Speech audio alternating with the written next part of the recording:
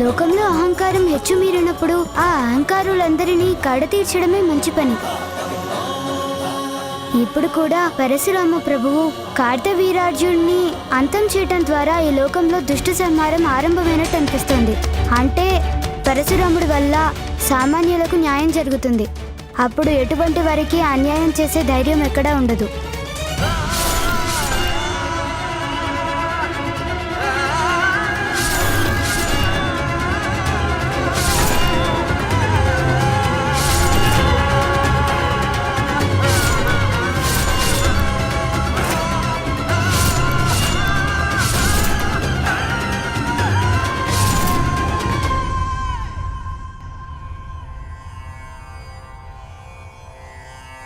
ఏమైంది పుత్రా? అమ్మా, పరశురామ ప్రభువు క్రోధం ఇంకా చాలా రగులుతూనే ఉంది. వారి ప్రతిజ్ఞను అనుసరించి 21 సార్లు లోకంలోని దుష్టులు దుర్మార్గులైన రాజులందరినీ తుడిచిపెట్టిన తర్వాత కూడా వారి మనసు అగ్నిపర్వతంలా రగులుతూనే ఉంది. తండ్రి గారు, ఇప్పుడు తమరైనా వెళ్ళి వారి క్రోధాన్ని ఉపశమించాలి.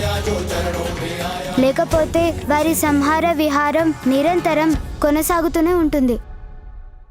ఇప్పుడు కశ్యప మహర్షి మాత్రమే పరశురాముణ్ణి శాంతింపజేయగలరు.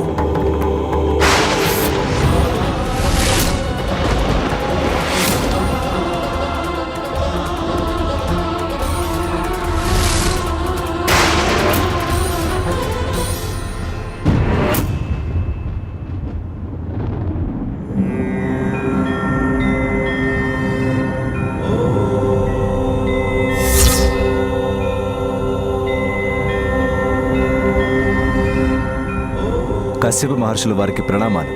తమరి దర్శనం మంగళప్రదమే అయినా నేనిప్పుడు తమరి ఆశయాలకు అనుగుణంగా లేను. దయచేసి నన్ను వెళ్ళనివ్వండి. ఆగండి పరశురామ, మిమ్మల్ని చూస్తుంటే తమరి తండ్రి జమదగ్ని ఆశయాలను మరిచినట్లు అనిపిస్తోంది. అలాగే తమరు ఒక మహర్షి కుమారులని కూడా పరశురామ మరిచినట్లు అనిపిస్తోంది. దోషుల్ని దండించడం పూర్తయింది. తమరి ప్రతిజ్ఞను కూడా నెరవేర్చుకున్నారు కదా.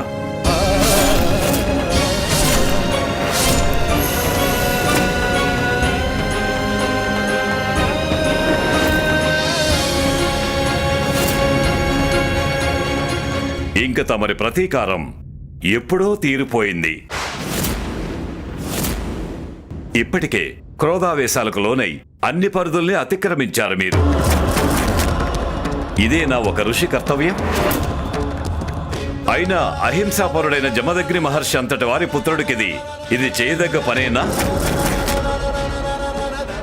ఇది మీ తండ్రి గారి పట్ల చూపవలసిన గౌరవ మర్యాదలు ఇంతేనా?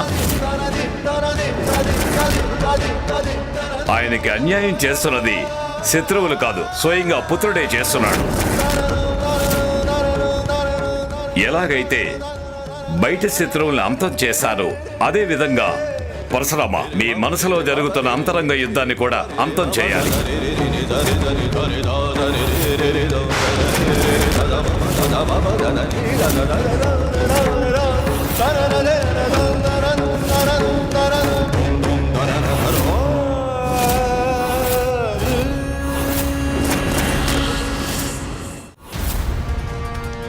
పరిస్థితులను చూస్తుంటే కశ్యప మహర్షికి మన సహాయం అవసరం ఉంది. దయచేసి నాకు అనుమతి ఇవ్వండి తండ్రి గారు. నేను కూడా వెళ్ళి వారి ఆగ్రహాన్ని తగ్గించుకోమని వేడుకుంటాను.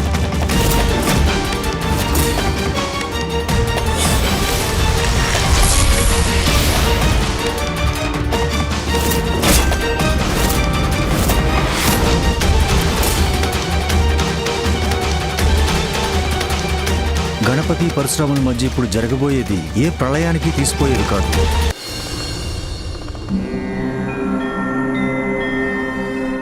అమ్మా, తండ్రి గారు, ఈ వినాశనాన్ని అడ్డుకోవడానికి జగత్ కళ్యాణం జరగటానికి ఒకటే మార్గం. కశ్యప మహర్షి మాటలను ఆలకించి పరశురాముల్ని ఈ విధ్వంసాన్ని నిలుపుచేయాలి.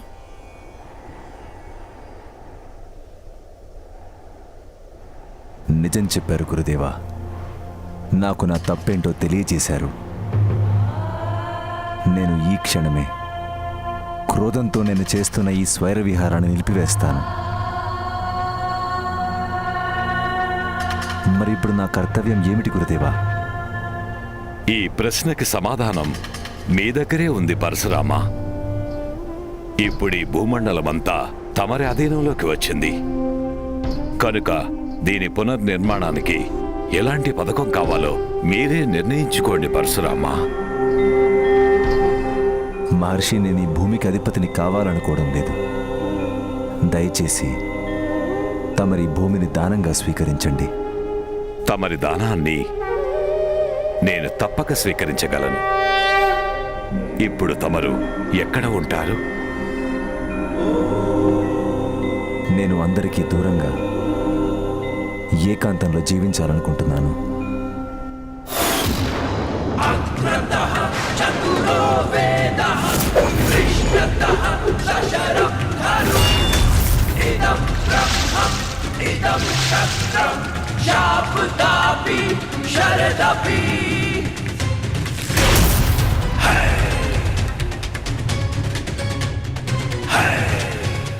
మహర్షి, నా దానం స్వీకరించినందుకు, అలాగే నాకు ఒక కొత్త మార్గాన్ని చూపించినందుకు మీకు శతకోటి ధన్యవాదాలు చెప్పుకుంటున్నాను. నేను మహేంద్ర పర్వతానికి వెళ్ళి ఏకాంత జీవితం గడపడానికి ముందు నేను మా గురుదేవులైన మహాదేవుడి వద్దకు వెళ్ళి ధనుస్సుని తిరిగి ఇవ్వాల్సి ఉంటుంది మహర్షి.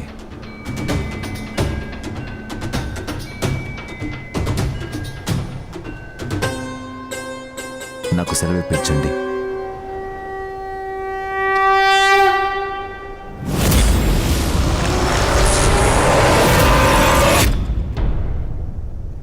నా భయం నిజమవుతుంది. నేను ఏది జరగకూడదనుకున్నాను సరిగ్గా అదే కైలాసంలో జరుగుతుంది సరస్వతి.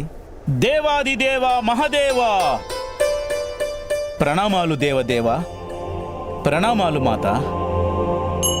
ప్రభు, ఇప్పుడే తెలిసింది పరశురాముల వారు తమ యుద్ధాన్ని విరమించారట. తమరి శుభవార్త వినగానే ప్రాణం లేచి వచ్చినట్టయింది నందీశ్వర. అవును శ్రీ గణేశ, పరశురామ ప్రభువు కశ్యప మహారాజుకి వాగ్దానం చేశారట.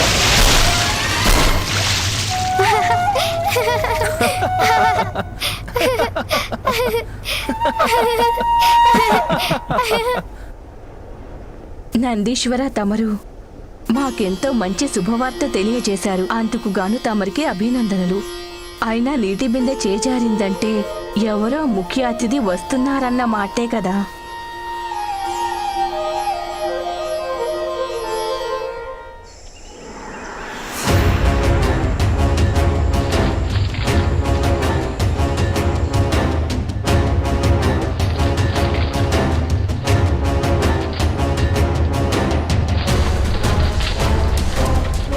తమరి మాట మమ్మాటికి నిజం. అందుకే ఏదో కలకలం ఆరంభమైంది.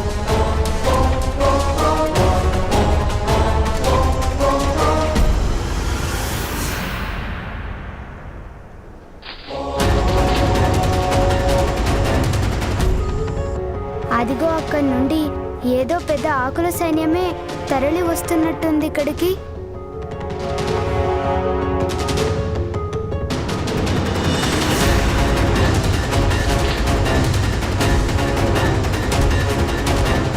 పుత్ర, అది పచ్చని ఆకుల సైన్యం కాదు. 60,000 మంది వాలకీల్య ఋషులు కైలాసానికి వస్తున్నారని సూచన. వారా పత్రాలను గొడుగులుగా ఉపయోగించుకుంటారు. అవునా?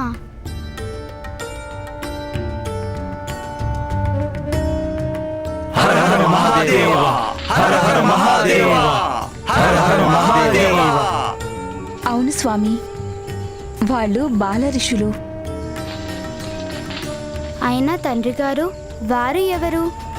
పుత్ర, దక్షపుత్రిక సౌభరి మహర్షి ఋత్విచుల పుత్రుడు బాలకేల్య ఋషులు. ధర్మ కార్యాల పట్ల అచంచలమైన శ్రద్ధాభక్తులున్నవారు. అందువల్ల వారి నోటి నుండి వెలువడే ప్రతి మాట సత్యంగా నిరూపించబడుతుంది. ఆ దేవేంద్రుడు కూడా వారి మాటను కాదనలేరు. అయితే నేను స్వయంగా వెళ్ళి స్వాగత వచనాలు పలికి వస్తాను. జాగ్రత్త కుమారా. వారు అంగుష్ట మాత్రులే కావచ్చు, కాని వారి కోపము దుర్వాస మహర్షి పరశురాముల వారికి తీసిపోదు. చిన్న తప్పును కూడా వారు సహించలేరు.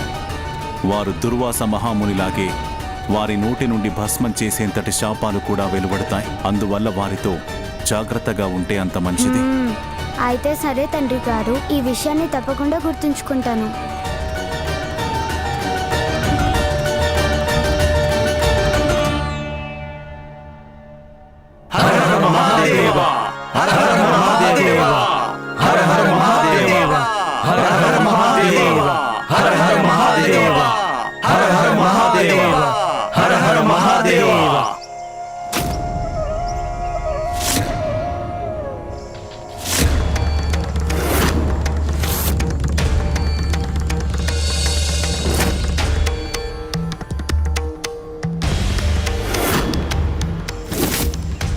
బాలకిల్య ఋషిదారికి అడ్డు తగిలినందుకు గాను నేను నిన్ను పుష్ప ఫలరహితమైన మోడు చెట్టుగా మారిపోవాలని శపిస్తున్నాను. ఇదే నా శాపం.